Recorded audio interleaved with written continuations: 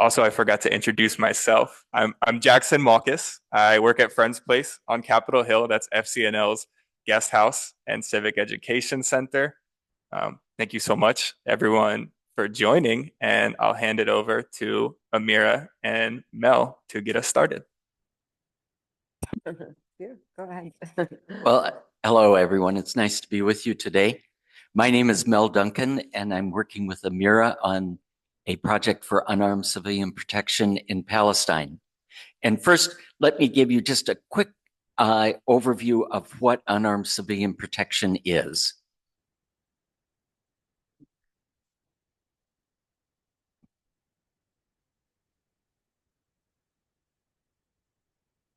And so we're going to get some slides up here. And so here you see one of the 22 organizations. This is the Ecumenical Accompaniment Project in Palestine and Israel, that is one of 22 organizations that presently is working in the West Bank and East Jerusalem. Now, when we talk about unarmed civilian protection, that is one form of organized strategic nonviolence. And one way to look at it is to look at it that organized strategic nonviolence can be done as a form of civil resistance to change the status quo. It can be done as civilian defense to defend the status quo. For example, if you think back to the nonviolent work that was done, led by the Standing Rock Sioux in 2016 and 2017. Lots of people see that as civil resistance. That was really nonviolent civilian defense. They were defending their homelands against the incursions of white settlers and of the oil pipeline. And that was organized strategic defense of their homeland, much like Palestinians are doing to defend their homeland against the white settlers, or the settlers, the colonial settlers of Israel.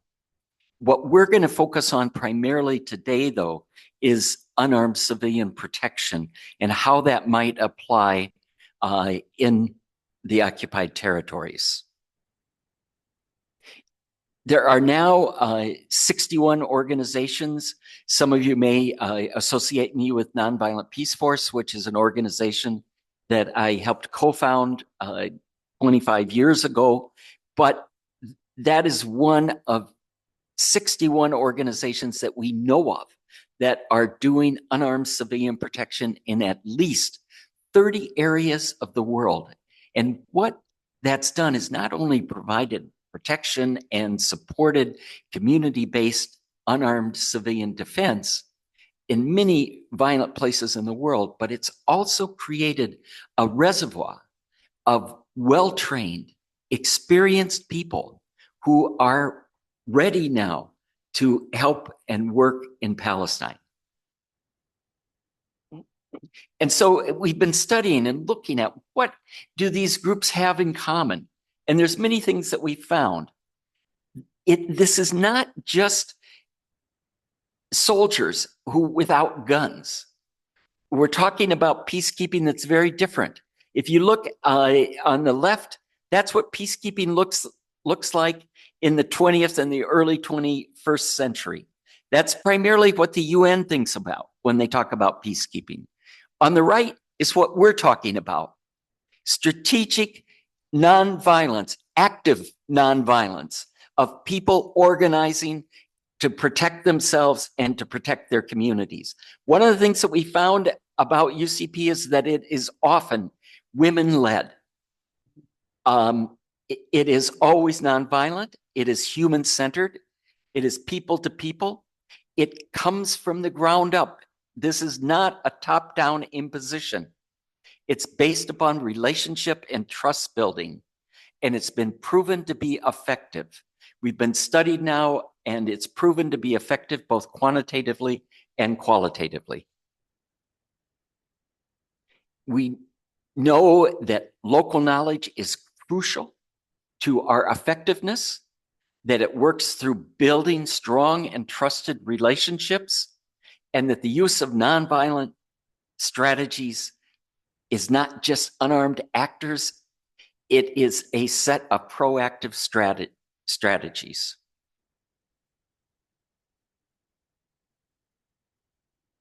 Go ahead. This is just one of the qualitative studies that shows we've been studied independently. This was a study of one of the organizations, Cure Violence, and you can see significant drops in violence in each of the areas where they worked. We can show studies like this over and over again. This works. And what we're talking about in terms of Palestine aligns very closely with what the UN High Commission on Human Rights is recommending. This is Francesca Albanese, who is the special rapporteur for Palestine on human rights, where she's saying what we need is a interpositioning, is internationals to be deployed and provide a protective presence. What we're talking about also aligns well with Security Council resolutions regarding Palestine. So quickly, we're talking about accompaniment. This is an example of the Ecumenical Accompaniment Project working in Palestine, doing accompaniment of school children. Next. We're talking about accompaniment of humanitarian aid and assistance. This was in South Sudan with Nonviolent Peace Force, where isolated villages were not getting humanitarian assistance, where we had to negotiate with the rebel group to get safe passage. Once we could create safe passage, then the humanitarian groups followed us. I actually took that picture. It was a pretty muddy go to get back there. Interpositioning. This was in the United States, placing ourselves between two conflicting parties. Civilian-based ceasefire monitoring. We'll get into that later, but this has direct applicability to Gaza. There you can see the drop in violent incidents once UCP started working. And this was actually a government graph. Okay, next. Monitoring and reporting. This is CEPAZ in Mexico. Next. And this is extremely important, supporting self-protection.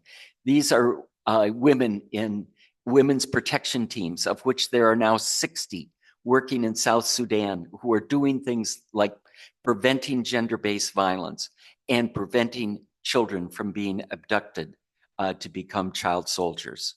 So we started wondering, could this be applied in Palestine? And that's where Amira comes in. Yes, I have my microphone. Oh, that's right. Okay, so everyone, hello. So my name is Amira, and I'm from Bethlehem, from the West Bank. I come over here to the States for initially it was for 2 weeks, but now our trip is extended for another week, because what we are doing is grabbing lots of attention from those in power. And we are going to go back to New York to continue what we started there with all the missions, the different new missions, the UN missions that we will be talking with. Actually, what we did in July, we were a group of 4 people, 2 internationals and 2 Palestinians, who went all over the West Bank and East Jerusalem to see whether the UCP is applicable in Palestine, is feasible, is okay to do it, how many people we need there, and whether the people will accept it or not, accept the idea of having unarmed civilian protection, So this is for them, maybe it's new, but surprisingly, well, there are people doing unarmed civilian protection in Palestine, and they are more than 25 different organizations, locals, Israelis and Palestinians, but not under the name of UCP. They just do protection for Palestinians who live in Area C in the West Bank. And so they go, well, like for example, in South Hebron Hills, if you are familiar with the area, they do accompaniment. They are there with the Bedouins, with the farmers, with the shepherds, making sure that they are not attacked from the settlers, though of course the settlers attack those like communities, but those protectors make sure that as much as they can, there is no harm for really like physical harm for those communities there. The only thing that we found also that was not in the study of the UCP, that those organizations, the problem there is they are based on volunteers. And most of those volunteers come, for example, in the Israeli organizations, they come on their weekend when they can. One day, yes, the second day, no. Also, they bring, like, for example, groups from abroad. They are there on a B2 visa for 1 month, 2 months, 3 months maximum, but then they have to leave.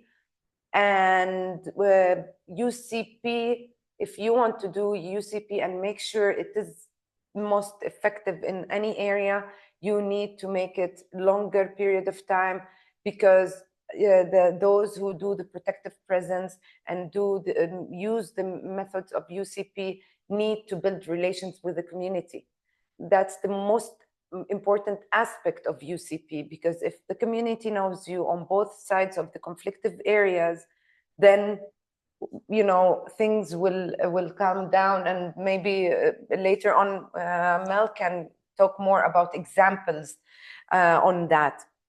So we did the assessment. We went all over the West Bank and East Jerusalem. Of course, we couldn't get to Gaza, but we did like virtual assessment there. We talked with many people, with many organizations, and they told us it's very dangerous right now. Nobody can guarantee the security and safety of those who will be deployed there. So of course, maybe we cannot even access Gaza, like even like UN officials, Red Cross and so on, lots of them, they are not denied access to Gaza as a whole, and they are only on the borders. So we decided that Gaza, we cannot deploy anybody to it. We have to wait a little bit until there is something called a ceasefire. And when there is a ceasefire, that's where UCP and the role of UCP will come to do ceasefire monitoring. And then in the West Bank and East Jerusalem, for sure, we need to deploy, the recommendation says, we need to deploy at least 100 personnel, those who are trained, who have previous experience in other countries. We don't want to send people who are not trained, who don't know how to do really like the methods of protection. And then 100 people, I know it's not enough. Maybe you would say, we need like 1,000, but we have to start somewhere. So we need 100 at least. And then those 100 will be there for 1 year. And the other thing that they will do, other than protective presence and accompaniment and violence de-escalation, early warning, early response, they will be training the local communities. They will be training those who are already on the ground and doing the work. And that's how, after 1 year, we will not need to deploy anybody, and people from there, from Israel and Palestine, will do the work. So this is one thing. The other important thing, yeah, this is what I said. Okay. Yeah, I will just go back just to make sure that everybody sees the methods, the UCP methods: proactive presence, accompaniment, interpositioning, de-escalation, and ceasefire monitoring. And I will come later on also to talk about examples of those from my own personal experience.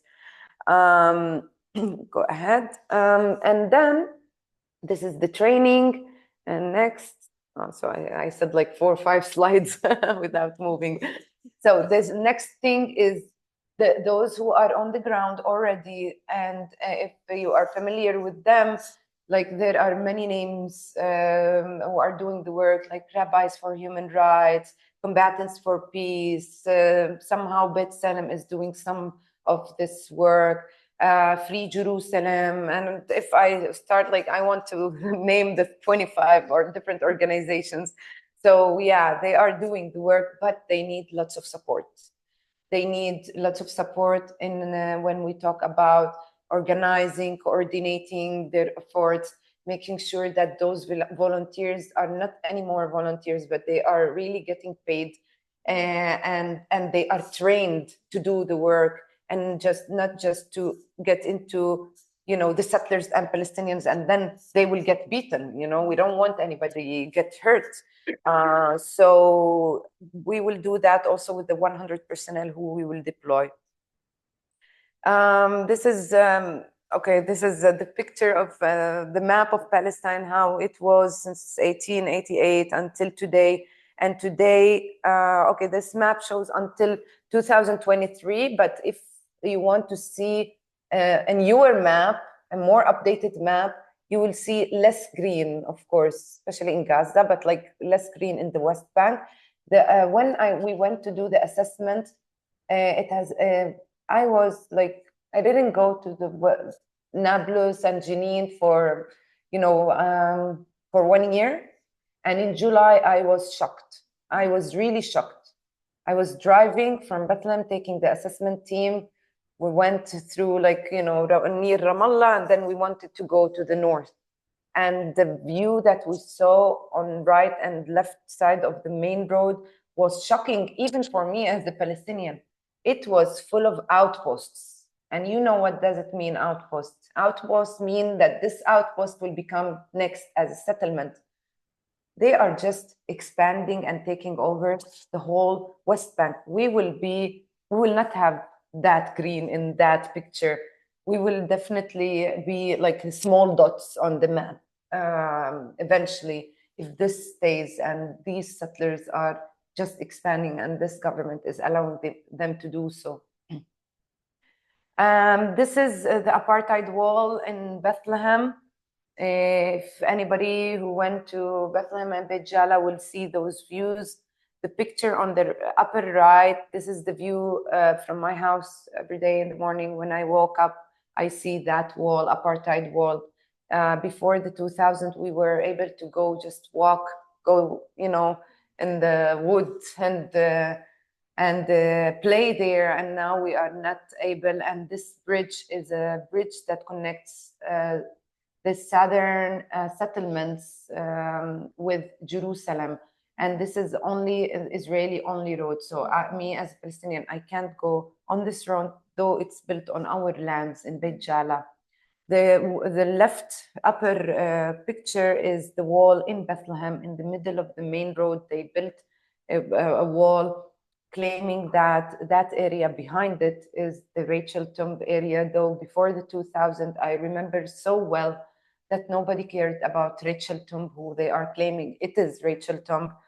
And actually, I remember very well, it was abandoned. Little kids, you know, would play there, and nobody would care about that tomb which was there. And now they are claiming, since 2000, of course, they claimed that it's Rachel Tomb. They took the whole area, they closed Bethlehem, they cut the main road that connected Hebron with Bethlehem with Jerusalem. Actually, this big road is called the Hebron-Jerusalem Road. So now it's not connected anymore, and you have to go through checkpoints and so on. Why I'm telling you that? Because after we finished our assessment, just while the assessment team were leaving Bethlehem, I just got a phone call from my in-laws, from my mother-in-law, very specifically, telling me, help us, and come get your son. Settlers are attacking us in Beit Jala.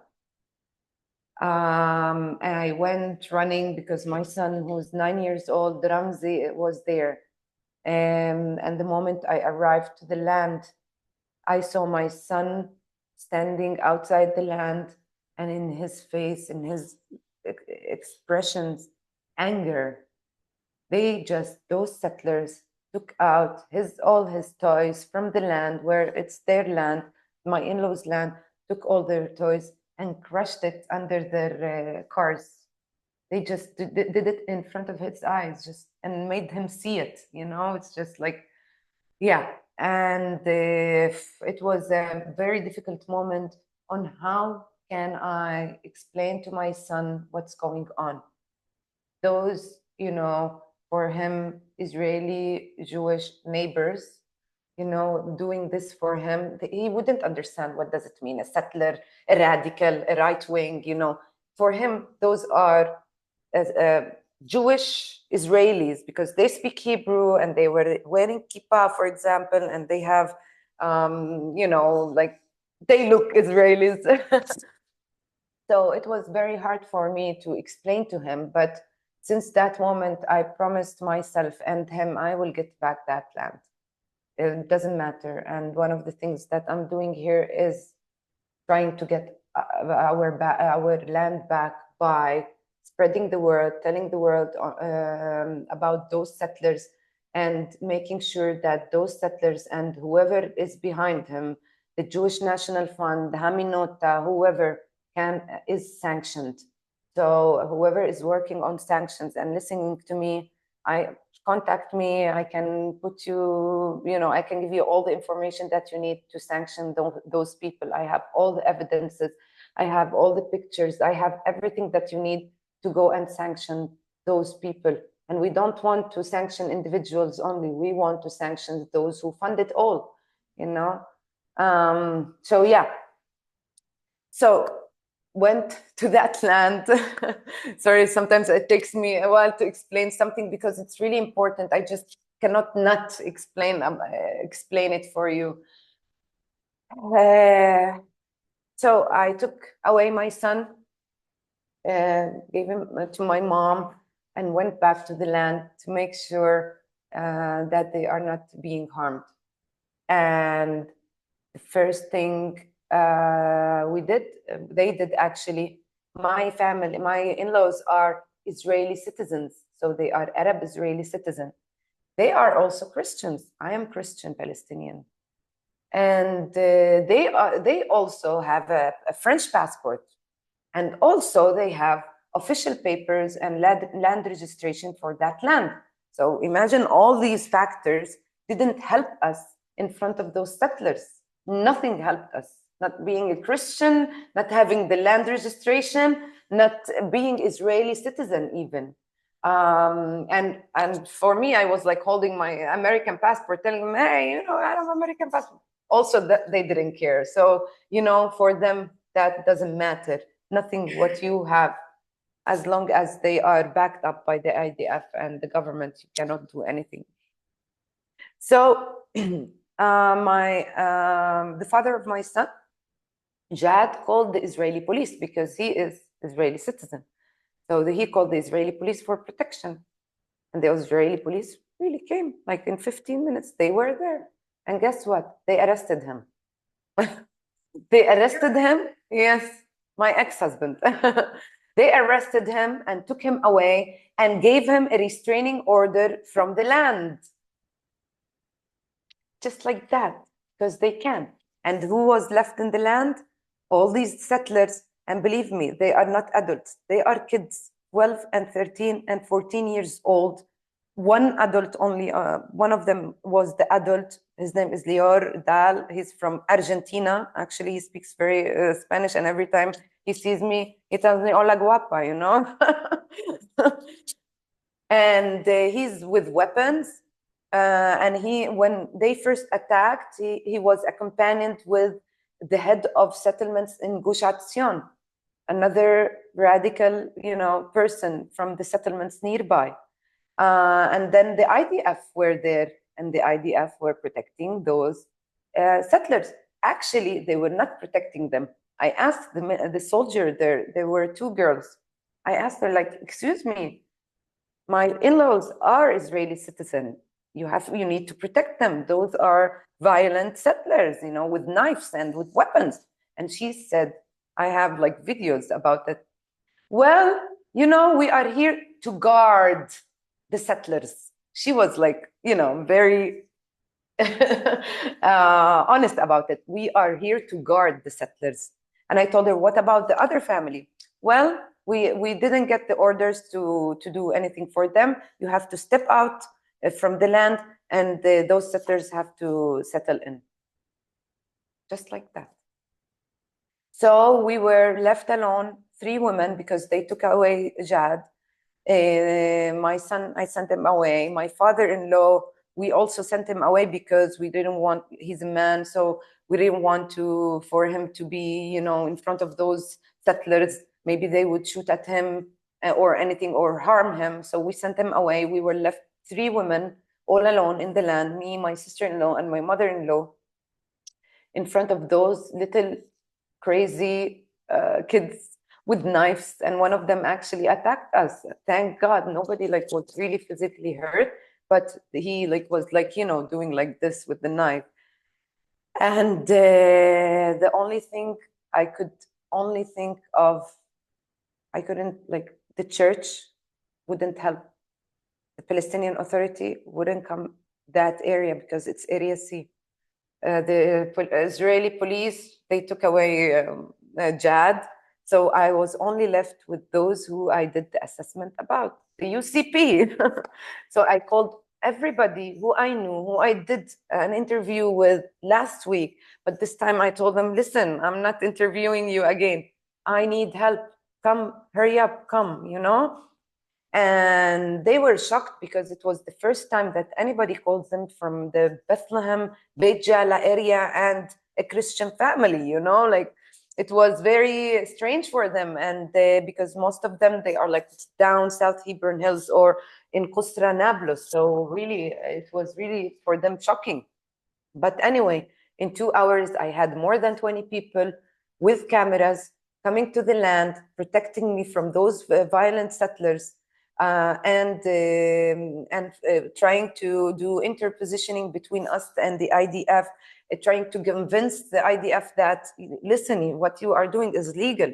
They are Israelis who came to protect me, so they know better their government and their people, and they know how to speak with them. So it was amazing to see them for the first time in my in-laws' life. For the first time, they felt safe. They felt heard. They felt seen, because those UCPs were there to making sure that we are protected, making sure and listening to us. You know, they weren't like trying to impose anything on us. On the contrary, like, Amira, what do you want us to do? You know, like, what do you want us to do? You are the leader. So I was like sitting in the land inside, and one of the beautiful pictures I have, sitting on a chair, and I had like 7 people sitting on the ground around me, protecting me from the IDF who wanted to push me out of, you know, kick me out of the land. And they were there to protect me and make sure that I don't get hurt, and give me the time. If the IDF comes and, you know, try to be brutal with us, I would escape, and they would be the ones who are like in the front line. It was a beautiful moment. And and yeah, this is actually a picture. Maybe I forgot to tell you that in 2019, that is the land where our house, my family, my in-laws' house was, and the restaurant. The only income they had was a restaurant. And in 2019, it was demolished, both the house and the restaurant. And here's a video I can show you. There is no voice because there is a lot of shouting and me crying. It's traumatizing for me every time I hear the video. So I just put it on mute because I don't want to hear it every time. It's too hard. That's my mother-in-law crying, and that's my ex-husband in blue. He's trying to talk to them, like tell them, like, wait, don't do this, don't do that. Yeah, that's the house where my son was born and raised. That's my father-in-law crying for his house, which he built stone by stone with his own hands.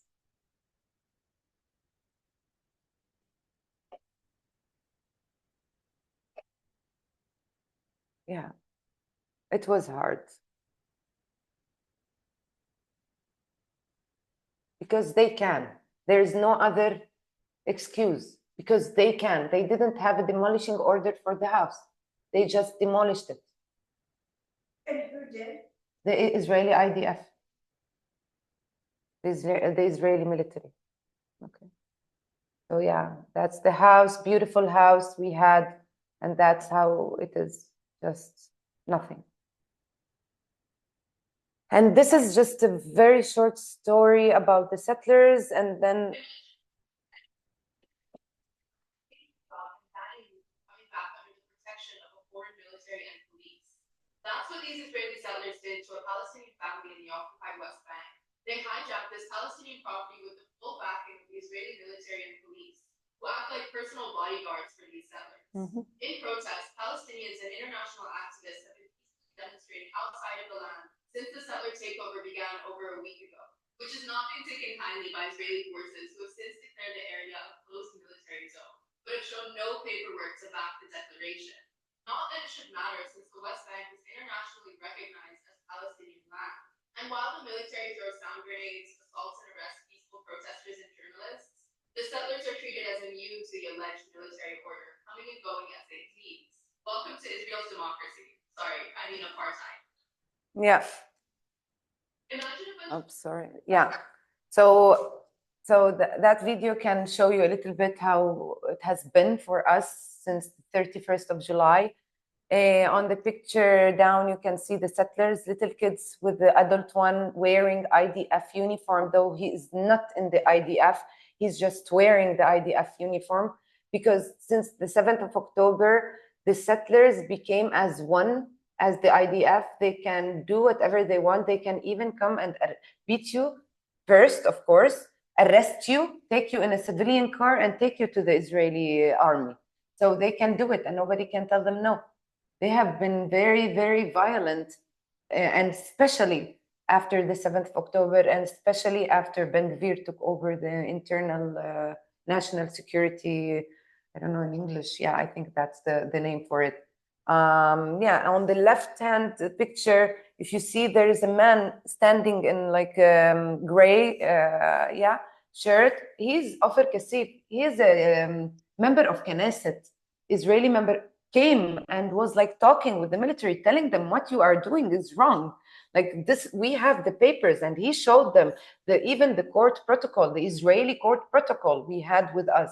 We had Israeli land registration and nothing. They started throwing at us stun grenades and tear gas bombs, and he got hit. Their own member of Knesset member, you know, like it's crazy. It's like out of control. Nobody can control those people. And the people on the floor, they have been from the different organizations, mostly here in the picture from Combatants for Peace. They were there to make sure that we Palestinians don't get hurt. They protected us with their own bodies.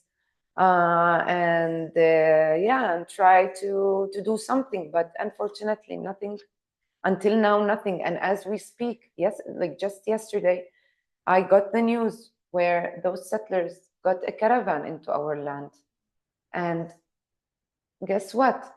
We have been there more than 20 years, and nobody have ever connected for us electricity or brought us water from like the municipality or anything. And guess what? They are connected to water and electricity in our land. Those settlers are can be really violent sometimes. And if we just come in their face, it's really dangerous.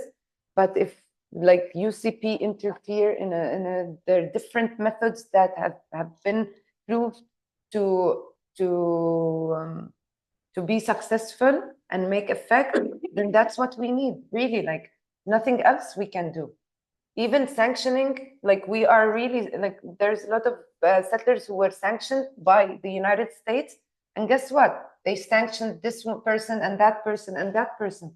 The next day they brought 10 other than those people who were sanctioned. So until we get rid of those settlers, we need protection, you know? with and like, yeah, you can just watch this video and then how are we on time? Yeah, I think that.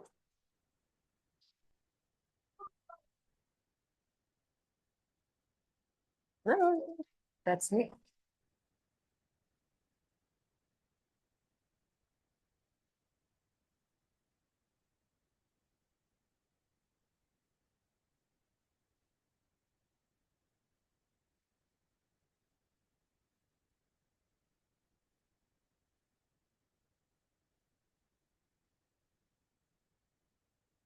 That's my sister-in-law.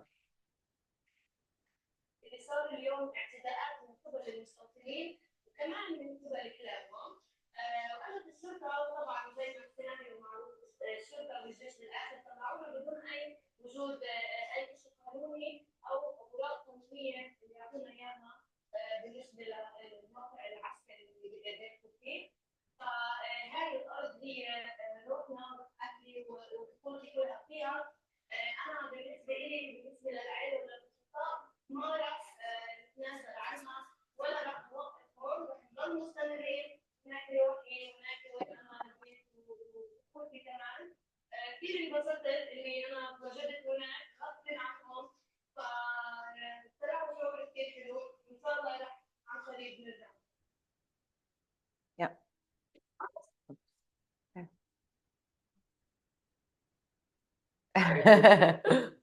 Just to quickly say, there are many veterans out there. This is just one grouping of them to show that there are people who are trained and ready to be deployed. So what we're asking for here in Congress is a letter to come from members of Congress demanding that the State Department put pressure on Israel to, first of all, to accept unarmed civilian protectors, to give us visas, and to respect them so that we can protect civilians, sustain ceasefire, and most importantly, or not most importantly, but we're cost effective. We're cheaper than anything the military does. We're the fiscal conservatives here.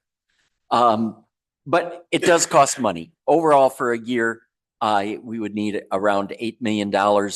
And the U.S. could chip in a little bit, although we're skeptical of the USAID, as we saw in The Guardian today, that they've been meeting at the prison where the torturing is taking place. So that was very upsetting news today.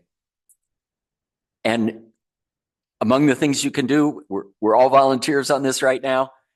We've got lots of backroom work to do, setting appointments, getting us around, helping raise money. And if anybody out there has had experience doing this work for one of the many unarmed civilian protection teams, please get in touch with me. We're building a roster for people who are ready to go.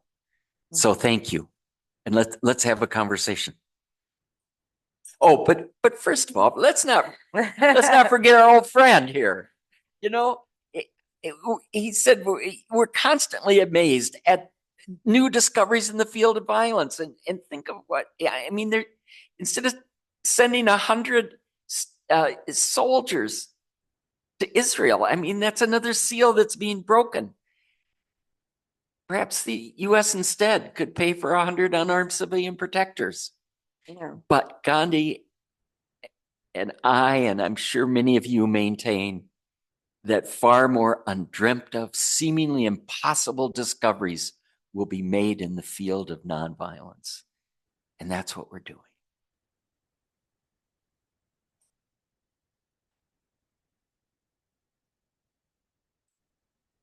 So now we're going to take a little bit of time and talk through some questions. I'm going to open up the chat and see if any have appeared.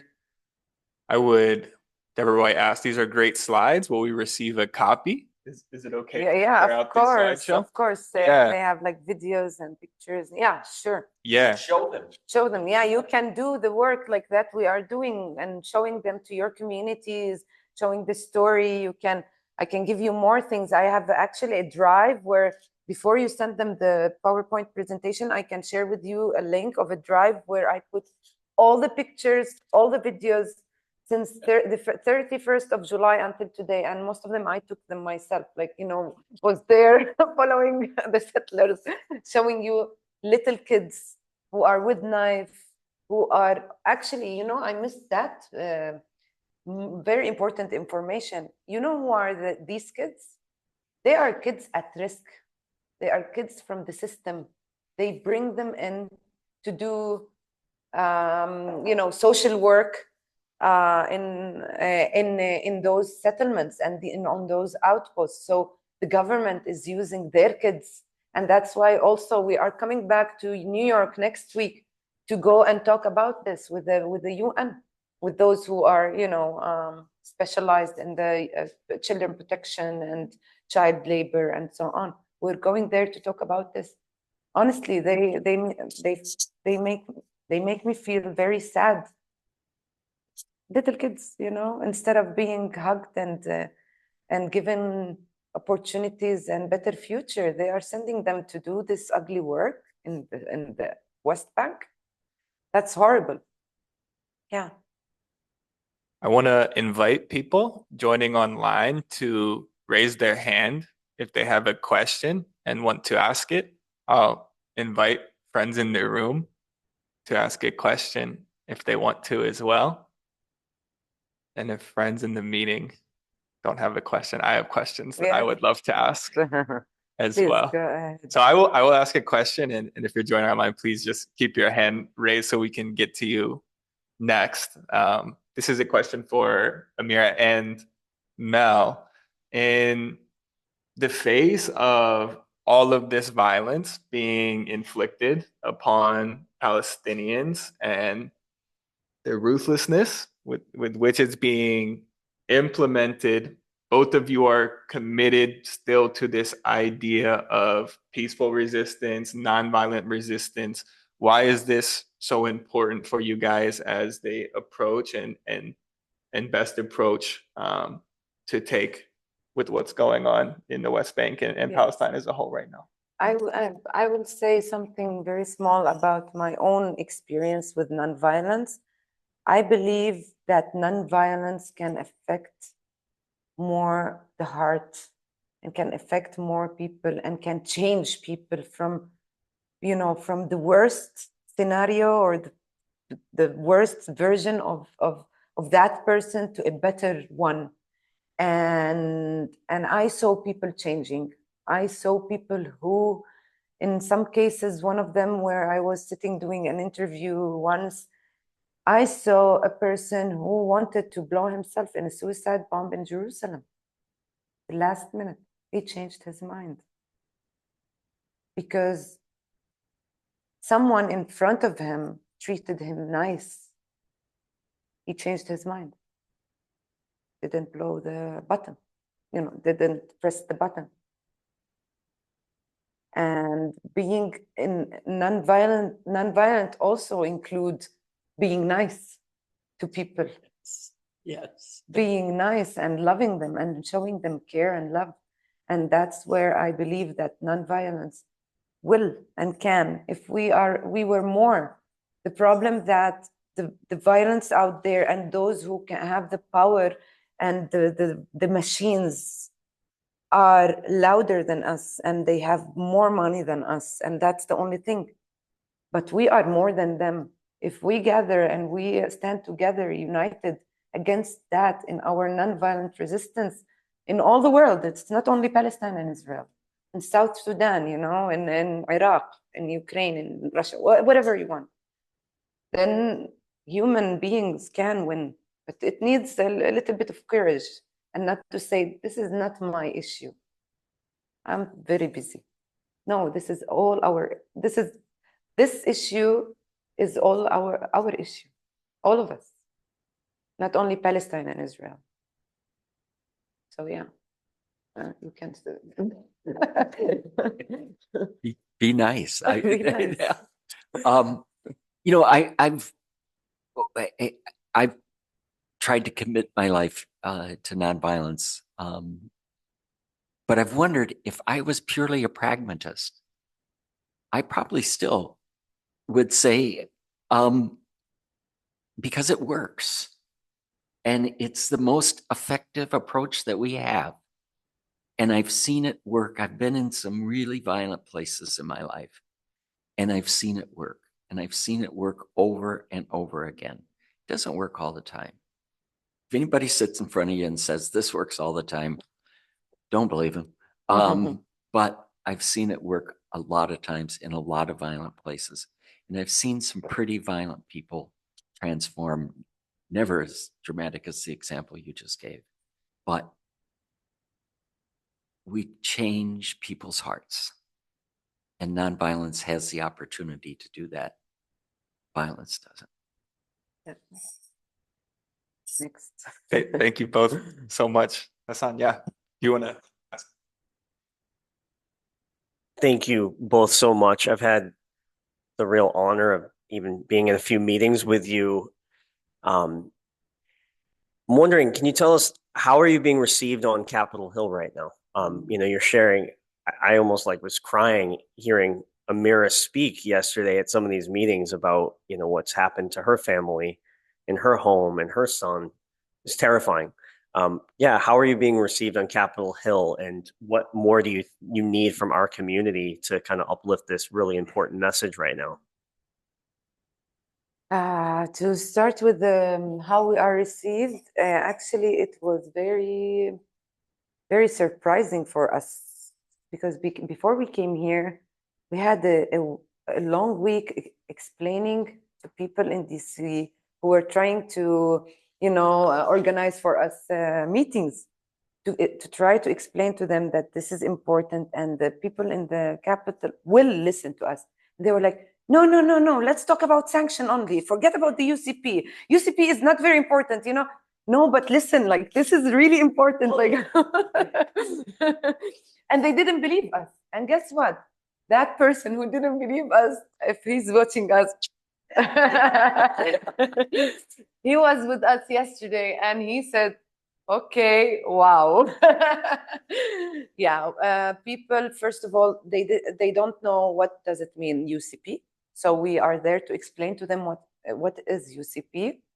And then we show them some examples from around the world about like ceasefire monitoring, about accompaniment, about, violence de-escalation. And then they start, okay, there is something, logic from that there. And then they would, they were all of them yesterday who we met, they were very interested, like, okay, let's do it. Let's write letters. Let's go out there and talk about it. And maybe some of them were more like conservative, like, okay, not only me, myself, and my office. If there is someone else is doing it, then I would do it with him. But yes, they were there and they said, like, this is something that we want to work on and especially here in the government, the American government, we want from them to make sure that those personnel who are deployed to Palestine can be granted access, visas for 1 year. And the second thing, we want them to be respected and safe. We don't want them to get killed by a sniper, So, and the only one who can have this influence on the Israeli government is the American government. So, so that's why we are in DC. And you want to add something? Yeah, I don't think we should let the U.S. off the hook. They're the ones that can influence Israel. When Amira and I spent last week at the UN, when we were meeting with especially those missions from the Global South, they spoke as Israel United States, as if it was one country. And they were saying, influence, go to DC. They're the ones who can put the pressure on Israel. And so not to let our country off the hook at all. I think one message that we can give to our members of Congress, speaking as someone from the United States, instead of sending 100 soldiers fund 100 unarmed civilian protectors to go. That'll be much more effective. Now, we don't want the U.S. to send them, but they can certainly provide money so that we can send them. There's a question. Yeah, there's a Yeah. question here. We have a question in the chat from AM and Deb Fink, who says, it seems like the most important thing is for Americans to know. How can we make this happen? So if you guys have suggestions on spreading the word or informing people about what's going on in UCP. Well, I think, The report. yeah, can we send out? The We will, report. Yes, so we will be, we'll be sending everyone along the UCP assessment report and the summary of that assessment that Amira and Mel were involved with. So this will give you some detail. And Mel, you can talk about a little bit more maybe how people can use that document to spread the word or inform. well, sit down with your members of Congress and talk to them that this is real, and don't give up on them. Continue to pressure them. I mean, I understand money in politics. I understand what we're up against, and we're the imaginative cells here. You know, if we're going to create something new, we have to keep in there. Pushing, nagging. And, you know, I know what we're up against. And we keep creating, we keep being part of that change, and keep pushing, and, you know, demand that instead of sending soldiers, we know how that, I mean, some of us know how that works. If we were around in the 60s, 100 leads to 1,000, leads to 20,000, leads to 30,000. Instead of sending 100 troops, pay for sending 100 peacekeepers. Yeah, and like yesterday, we were in a fundraiser for Summer Lee, and she said something that really, the only thing that grabbed my attention that night, though she was amazing, but the only phrase that she said that really made me think, if we are here today, if we didn't win tomorrow, we are here for next year. So whatever we are doing now, even if they don't accept it, if they don't listen now, we will try and make it happen, even if next year, even if after 2 years, even if 3 years. But we need to keep trying and nagging about it. You know, we cannot just say, okay, yeah, the government is not, and then we don't do anything. No, we have to go for it. There's a question. Yeah, Carol, can we give you the mic? Yeah. It's okay. How to use this. This is an instrument of, I'm a Sidwell Friends graduate, class of 63. They tore down my upper school building after we graduated and then built, and I was wondering if you tried finding advocates and among the Sidwell Friends families. You wouldn't believe they're within 2 degrees of separation of most everything, not just Obama or Hunt Biden or whatever.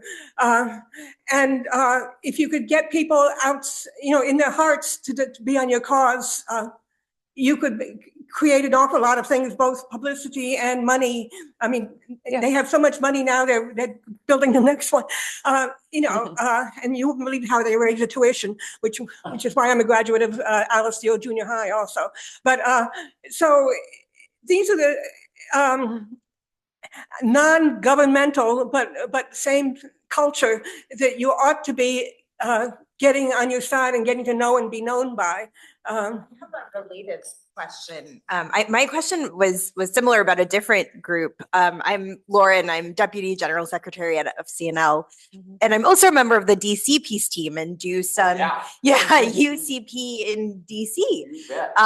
And I was wondering, and I've also gotten the training from Meta Peace Team, and was in Bethlehem for a month 6 years ago and saw so many of the things that you were just speaking to in a way that is just so moving. And that part of the way that I'm connecting those pieces is that when I came back and told my story to people of almost, you know, some of the very same things that you're talking about, but in my seeing that as an outsider who came in and said, I cannot believe what I just witnessed, it had such an impact. And so I'm wondering about, are you also plugging into the peace teams around the country, around the United States, as part of this effort as well?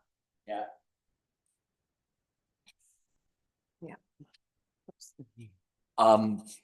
Both Meta and DC peace teams are involved in creating this. Eli is helping develop the curriculum for the training. Elian is working with us. Mary from Meta is working with us on this. A couple other people from Meta.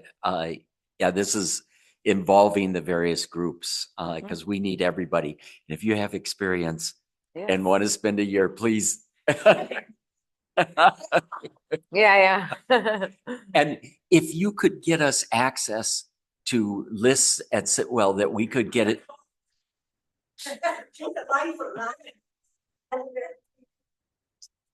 Okay. Great. We would love to infiltrate. That's a good idea. Yeah. Okay.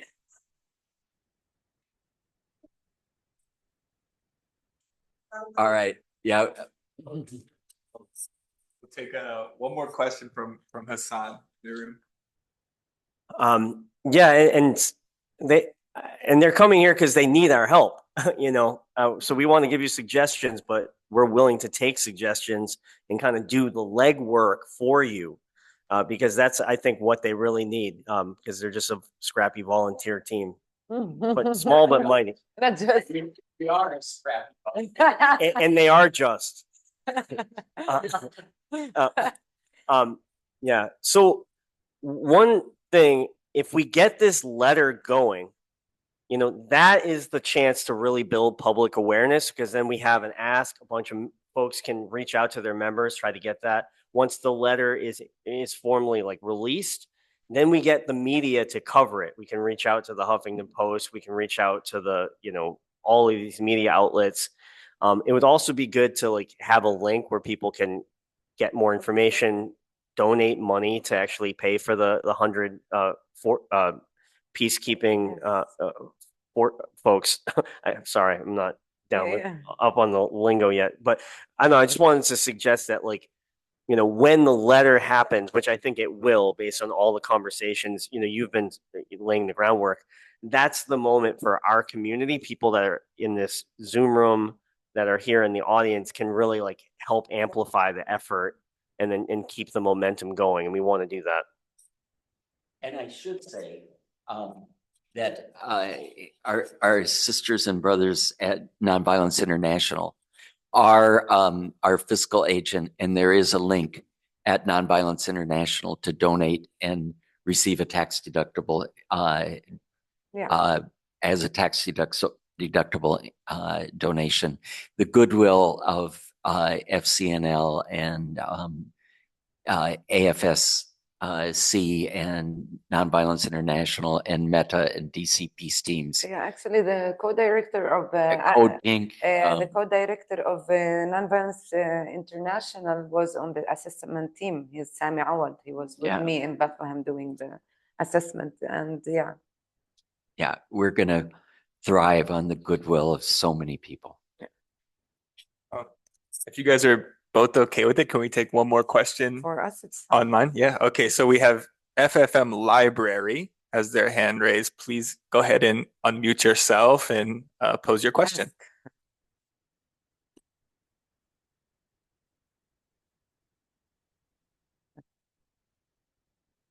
FFM. Okay, there you go. I'm wondering the history of France peace teams in the Middle East and your current UCF, what the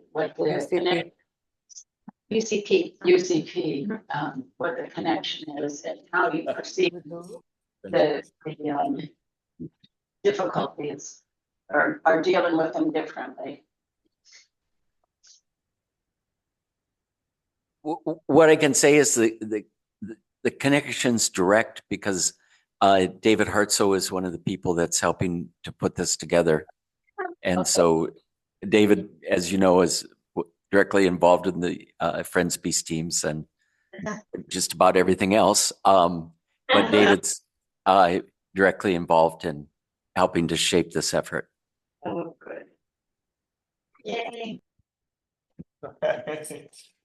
So well connected. Yes, we have, oh, did we have another? Uh-uh. Oh, I may have muted you, FFM Library, as you're going to ask your question. I can ask you to unmute. Oh, Yeah. and if you can unmute. Unmute yourself. Okay. So recently in the news there was this Turkish American young woman who was killed. Was she part of your UCP? No, the Turkish American girl who was killed by a sniper just almost 1 month ago. She was part of the group ISM, International Solidarity Movement, and it's mainly a Palestinian group in the West Bank. And they're part of also now what is called Faz'a. Faz'a also is a coalition of different groups doing this work. Aisha, or if I'm not pronouncing her name, Aizanur, okay. God bless her soul. She was killed in a cold blood. She was standing away from all the violence. She was just there observing with her friend who, they just arrived. And a sniper from 200 meters away shot her in the head. So she wasn't even doing the UCP. She was in the area, standing by, looking and observing 200 meters away when a sniper killed her. So there wasn't even, violence over there. There wasn't a protest. Though there, of course, their excuse was she was active in an active protest. That's their excuse. As if you are protesting, it gives them the legitimacy to shoot you in the head, But that's what they said. And of course, our lovely government, the Americans, believed it. They didn't even do any further investigation. They just believed it. She was doing unarmed civilian protection. She was there at a demonstration to provide observation and protection. And but in that moment, I mean, yeah. she wasn't really doing it. And she was 200 meters away and Yeah. the demonstration was over. Yeah, exactly. There have been, in the last 20 years, 4 of us who have been killed, of thousands of us who have done this work. And we know that does happen. We do have very strict security protocols because all life is precious, including our own. But we do accept that there is a higher standard of risk, and that risk sometimes includes that some of us may die. But tell them about the numbers, please. Yeah, there's four deaths that we know of, and I think that we are fairly well aware. 3 of those deaths, and we're talking about in at least 30 places of the world. 3 of the 4 deaths have taken place in Palestine. The other was in Iraq. Only. Only. In Israel and Palestine, 3 of them were there. We worked on a letter with Adam Smith. Yeah. Yeah.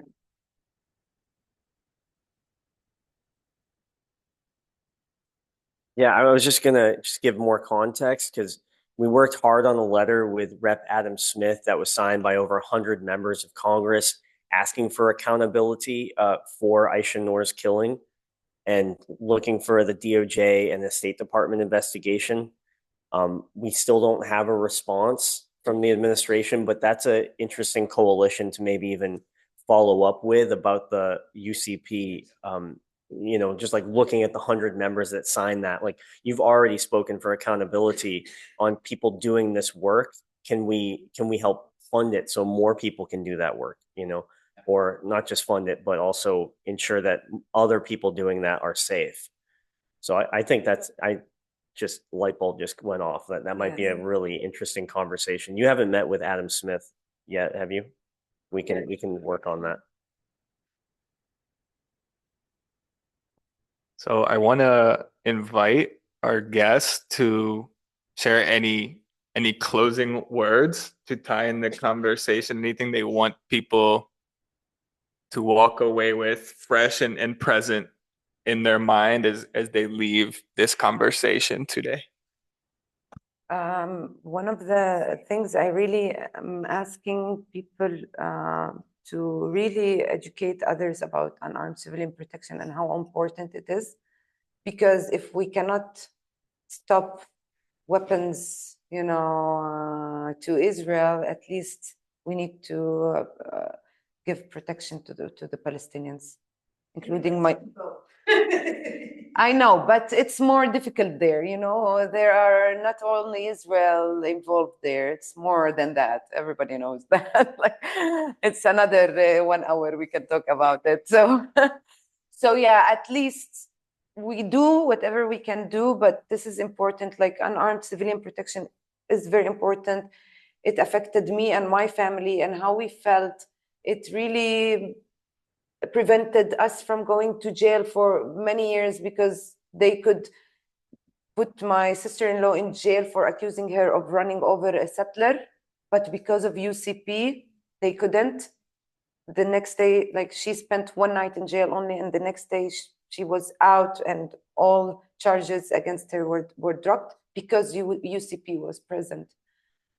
And so it's really important. Let people know about it. Let people ask for this and let people know about it, that it's really needed in Palestine.